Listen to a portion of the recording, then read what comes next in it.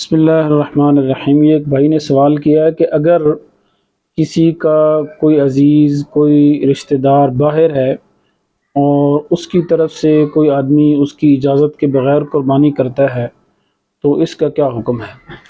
دیکھیں، اگر کوئی آدمی اپنے کسی رشتہ دار، دوست یا کسی جاننے والے کی طرف سے قربانی کرے، ایک تو یہ ہے کہ اس کی اجازت سے کرے، اس نے صراحتاً اجازت دی ہے یا اس کی طرف سے اجازت ہے کہ ہر سال جو ہے وہ آپ جو اپنا جانور ہے اس میں اپنے اس دوست عزیز کو بھی شامل کرتے ہیں اور وہ اس کی آپ کو ادائیگی کرتا ہے، پھر تو ٹھیک ہے، قربانی ہو جائے گی۔ لیکن اگر بغیر اپنے اس رشتہ دار اور عزیز کی اجازت کے آپ نے قربانی کی اور اس سے نہیں پوچھا، تو اس صورت میں اس کی قربانی ٹھیک نہیں ہوگی۔ جب اس کی قربانی ٹھیک نہیں ہوگی تو اس جانور میں جتنے لوگ شریک ہیں سب کی قربانی ٹھیک نہیں ہوگی، اس لیے کہ جانور میں 4 لوگ ہیں، 5 ہیں، 6 7 جتنے بھی ہیں،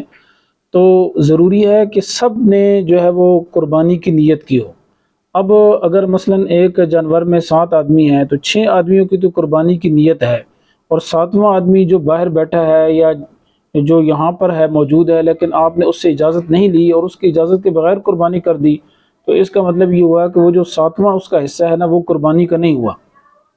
تو جب 7واں حصہ قربانی کا نہیں ہوا تو یہ 6 بھی قربانی کے نہیں ہوں گے،